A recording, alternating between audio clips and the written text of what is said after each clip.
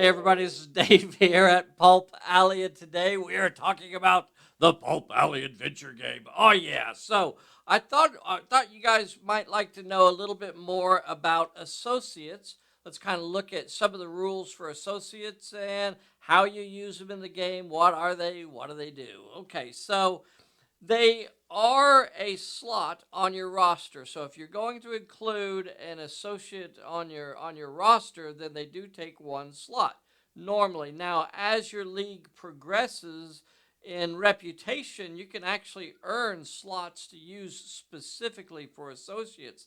Associates are not characters. They are personalities that work behind the scenes to provide you with supplies or information and that sort of thing. So I'm going to show you the known associates pack. So you can either get our pre-made known associates, or you can make your own associates and pick out which abilities you're going to use with them. And let's take a moment to actually look at the rules for them as well. So when you get the known associates pack, on the back of this card, it's actually going to tell you some of the rules. So this is basically the same stuff that's in the rule book. So they do require a slot. At the start of the scenario, you get to roll a support check. If you roll a 4 or better, then you get to pick one of their abilities to have an effect during that scenario. If you choose to use a associate tip, instead of rolling that support check for an associate, you could spend one tip point and just automatically use one of their abilities. So each associate, when you first start with them, comes with 2 abilities. So he's got Tinker and Lucky Charm. This is an inventor here.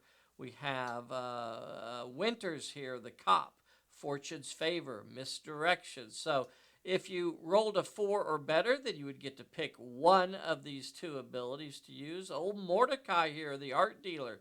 This is a known associate of Minerva and Ramjeet. So if she, at the start of each scenario, she gets to roll a d6. If she gets a 4 or better, then she gets to pick one of these 2 abilities to include. Or she could use a tip point and just, automatically get one of these 2. So that's pretty cool.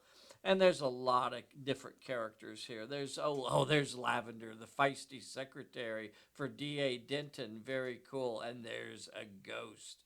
Maybe you have a ghost as an associate or a fortune teller. Gigi, the performer there.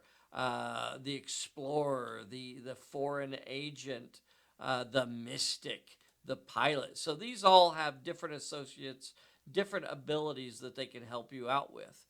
They are not characters in the idea that they are placed on the table and you play with them. Instead, they work behind the scenes to give you information, to give you tips, to give you resources and things like that. Very, very cool. They can learn from experience as well. So if you choose to spend experience points on an associate, you can gain another ability for them, and they can provide you with possibly even more options. They are not perks in the sense of a league background perk. So that means you can swap them out. So if you have an associate, and you built an associate, you played with it a couple turns or a couple games, and you weren't really happy with the abilities that you picked for them, you could say, you know what, I'm not going to use that one anymore. I think I don't think I want to use Lavender anymore. I'm going to switch and switch to Winters here. So you could do that as well.